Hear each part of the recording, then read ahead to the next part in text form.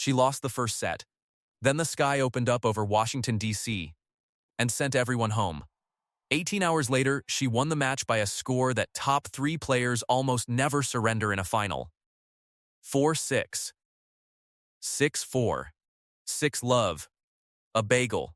Against a two-time champion of this exact tournament, ranked third in the world, playing on home soil. Nobody predicted the Storm would decide the outcome before a single ball was struck the next day. Stay with me. Somewhere in Washington that night, an entire country was awake when it shouldn't have been. It was past midnight in Manila by the time the delay was confirmed. And yet the messages kept coming anyway. From family. From strangers. From a nation that had never had a reason to stay up this late for a tennis match before. She didn't answer most of them. There wasn't time, and there wasn't anything left to say that hadn't already been said in the scoreline. She just let them arrive, one after another, proof that people were watching a match that hadn't finished. Believing in an outcome that hadn't happened yet, she was carrying an entire archipelago's hope like it weighed nothing. It weighed everything. Rock Creek Park doesn't look like a place where history gets made. It's a public park in the middle of the American capital, tennis courts tucked between trees. The kind of venue where you can hear cicadas between points, where families wander in with folding chairs and no real plan for the afternoon. But for 1 week in August, it turned into a pressure chamber disguised as a neighborhood park. The Mubadala DC Open.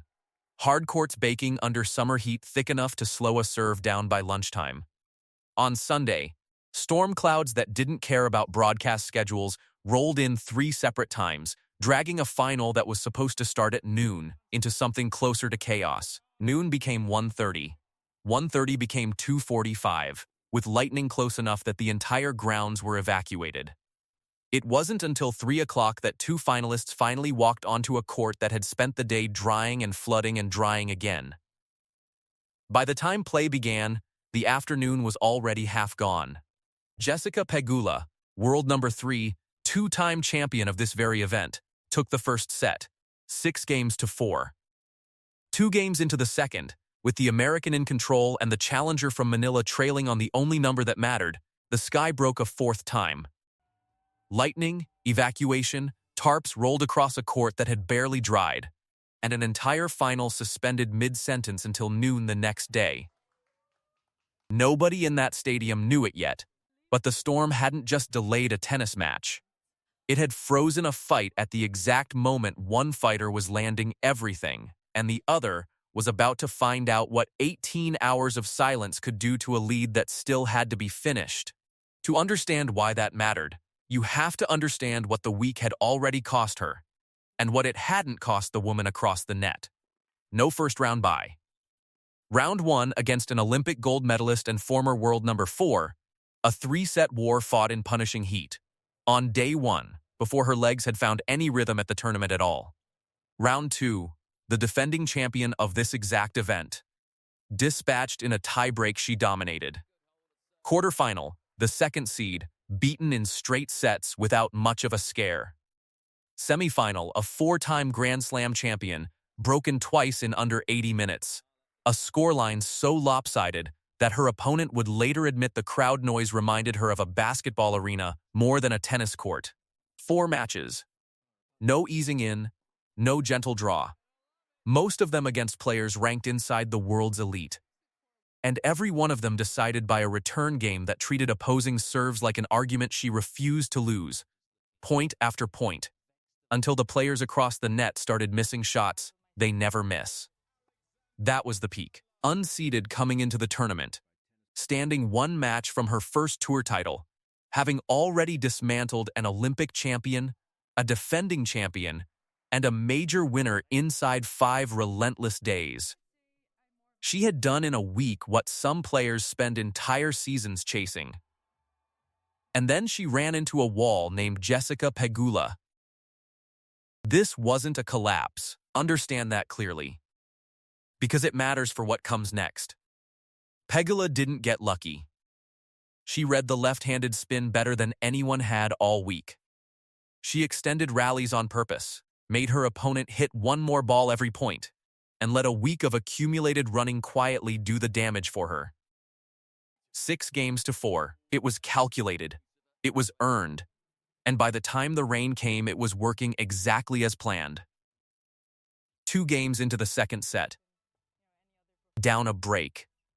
Carrying more matches, more mileage, more heat in her legs than the woman standing across the net. If the sky had simply held for another 2 hours, there is a real chance we are not telling this story at all. There is a real chance the trophy goes back to the same hands that had already lifted it twice before. And this becomes just another good week instead of the beginning of something else. But it didn't hold. And that's where this gets strange, because the same storm that stole her momentum was the only thing that could give it back. Here is the paradox sitting underneath the whole story. Rest is not a flat gift split evenly between 2 players. It is debt relief, and whoever is deeper in the hole gets more of it wiped away. She was the one who played the extra match. She was the one who had gone 3 sets against an Olympic champion on day 1 while her opponent rested.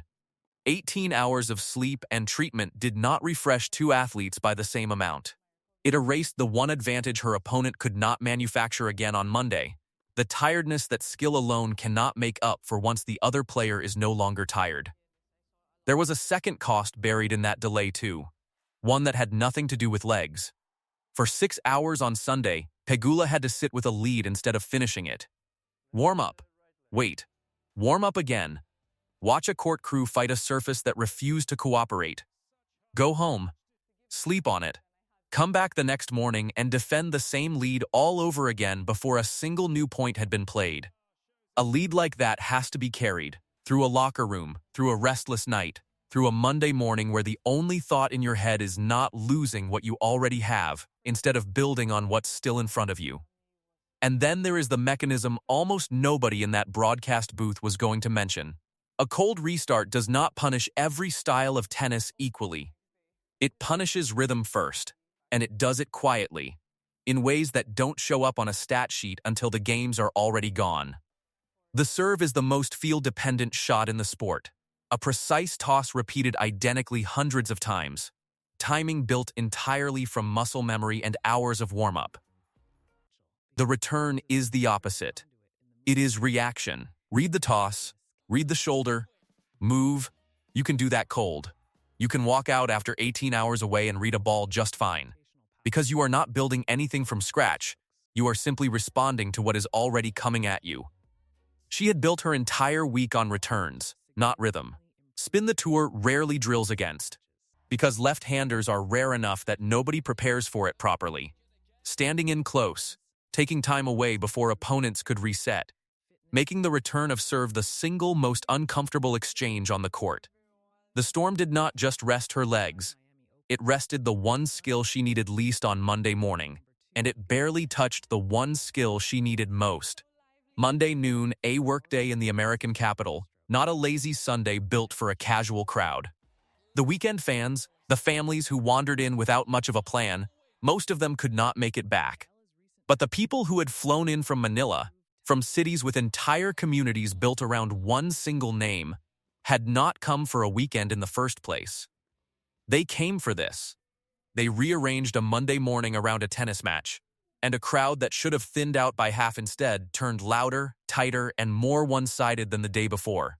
On American soil, against the Americans standing across the net. Set 2. Resumed. She held. Then she broke. The set that had been alive when the rain first stopped stayed alive in exactly the direction it was already heading before anyone went home. 6-4. And by the time the third set began, something had shifted that had nothing to do with the scoreboard at all. A serve that was cold and searching for a rhythm that refused to return, cracking under a return game that had never needed a warm-up to begin with. 6 games. 0 for the other side. A final that started as a genuine fight ended, in its last 20 minutes, as something closer to a demonstration. This is bigger than one trophy in one American city, and it always was.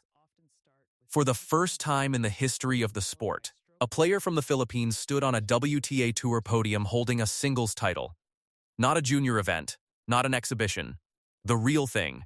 Her opponent that week, a 4-time major champion who has played in front of crowds on nearly every continent, said afterward that this one did not sound like a tennis match, that it sounded closer to a stadium sport built for noise rather than polite applause between points.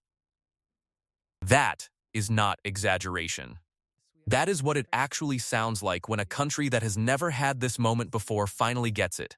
Live, unfiltered, on a Monday afternoon, nobody expected to matter this much. That is the part of this story that travels past the sport entirely.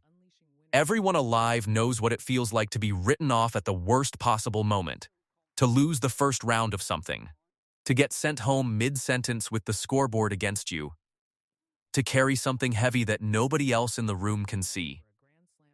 And everyone alive knows what it feels like, just once, to watch the thing that was supposed to break you become the exact reason you didn't. She is not the finished version of herself. And that is the part that should make you impatient rather than satisfied. This win pushes her into the top 20 in the world for the first time in her career, for a player who arrived at this event completely unseeded and left it as a champion. It extends her run against top 10 opponents to 5 straight wins, a streak that now includes some of the most recognizable names in the sport. The Canadian Open comes next. The energy One leakage, more high-level test reducing before the the force biggest applied stage to the tennis ball. has to offer. Moreover, The U.S. Open follows a few weeks after that, and a player who has now proven, in front of the entire tennis world, that her game survives storms, cold restarts, hostile scheduling, and 18 hours of silence, is exactly the kind of player majors are built to reward.